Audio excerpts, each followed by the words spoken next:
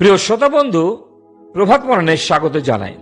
আজ সকালে আমরা দেখার চেষ্টা করব টাকা পয়সার সম্পর্কে সাধু পোলের অনুভব।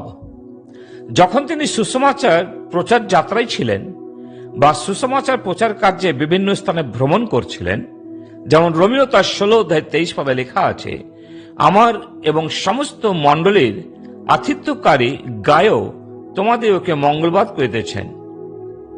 গায়ও ছিলেন মণ্ডলীর একজন প্রাচীন, যিনি সর্বদা ঈশ্বরের লোকেদের আর্থিক অভাব দূর করণার্থে একজন ঈশ্বর ভক্ত এবং একই সাথে ঈশ্বরের দাসীদের অতিথি কার্যে রত ছিলেন।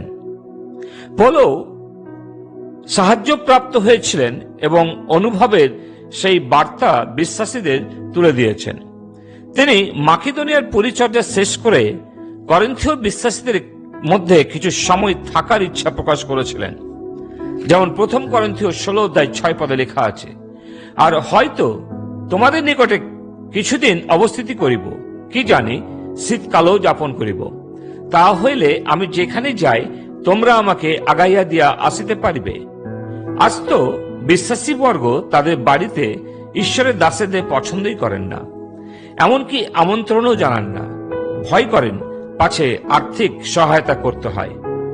জানি না আপনি কখন শেষবার ঈশ্বরের দাসেদের অতিথি আপ্যায়ন করেছেন।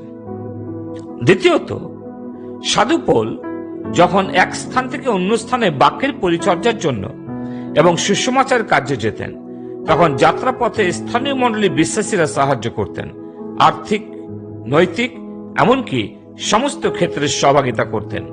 যেমন প্রেরিত 15 অধ্যায় 3 পদে লেখা আছে, অতএব মণ্ডলী তাহাদেরকে আগবাড়ান দিয়া পাঠাইয়া দিলেন। তাহারা ফৈনিকিয়া ও সামরিয়া দেশ দিয়া গমন করিতে করিতে পরজাতীয়দের ফিরিয়া আসিবার বিষয়ে বর্ণনা করিলেন এবং সমস্ত ভাতৃগণের পরমানন্দ জন্মাইলেন। কারণ আশা করি যে যাইবার সময়ে তোমাদেরকে দেখিব এবং প্রথমে তোমাদের সহবাসে কতক পরিমাণে তৃপ্ত হইলে তোমরা আমাকে সেখানে আগাইয়া দেবে। তৎকালীন মণ্ডলীর বিশ্বাসীবর্গ যথেষ্ট আধ্যাত্মিকতার পরিচয় দিয়েছেন, যা রোমিও তার 15 অধ্যায় 24 পদে পায়। তাদের আচরণ ও ব্যবহারের মধ্যে এবং পৌল জীবনে তা অনুভব করেছেন।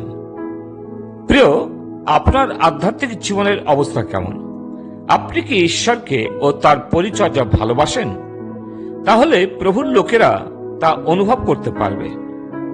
তৃতীয়ত, পৌল স্থানীয় মণ্ডলী গুলির থেকে সেবা প্রাপ্ত হতেন, যেমন 2 করিন্থীয় 1 অধ্যায় 11 পদে লেখা আছে, ইহাতে তোমরাও বিনতি দ্বারা আমাদের পক্ষে সাহায্য করিতেছ, যেন অনেকের দ্বারা যে অনুগ্রহ দান আমাদেরকে দত্ত হইয়াছে, তন্নিমিত্ত অনেক মুখ হইতে আমাদের পক্ষে ধন্যবাদ প্রদান করা হয়। মণ্ডলী তার জন্য প্রার্থনা করতেন, আর্থিক সাহায্য করতেন, আতিথেয়তা করতেন। এই সকল বিষয়ে তিনি অভিজ্ঞতার কথা প্রকাশ করেছেন। আপনি কি কখনো ঈশ্বরের দাসীদের জন্য প্রার্থনা করেন, আর্থিক সাহায্য করেন? নিজেকে একবার প্রশ্ন করুন। যদি উত্তর না হয়, তাহলে আপনি আজ থেকে মণ্ডলীর সাথে যুক্ত হয়ে সেই কাজ শুরু করুন। শুধু তিনি মণ্ডলী কর্তৃক সেবা পেয়েছিলেন তাই নয়, কিন্তু ব্যক্তিগতভাবে বিশ্বাসীরা তার সেবা করেছেন, যা প্রথম করিন্থীয় 16 অধ্যায় 17 পদে লেখা আছে। স্তিফান এবং ফর্তুনাত ও আখাই যারা পৌলকে আর্থিক সহায়তা করেছিলেন, যেমন 2 তিমথিও তার 1 অধ্যায় 16 থেকে 18 পদে আমরা পাঠ করি, প্রভু অনিসিফরের পরিবারকে দয়া প্রদান করুন, কেননা তিনি বারবার আমার প্রাণ জড়াইয়াছেন এবং আমার শৃঙ্খল হেতু লজ্জিত হন নাই। প্রভু তাহাকে এই বর দেন যেন সেই দিন তিনি প্রভুর নিকটে দয়া পান। আর ইপিসে তিনি কত পরিচর্যা করিয়াছিলেন তাহা তুমি বিলক্ষণ জানো। সাধু পৌল তিমোথীকে সেই কথা স্মরণ করাচ্ছেন। প্রিয়, আসুন আমরাও ব্যক্তিগতভাবে প্রভুর লোকেদের সেবা করি এবং পরিচর্যায় আর্থিক সহায়তা করি।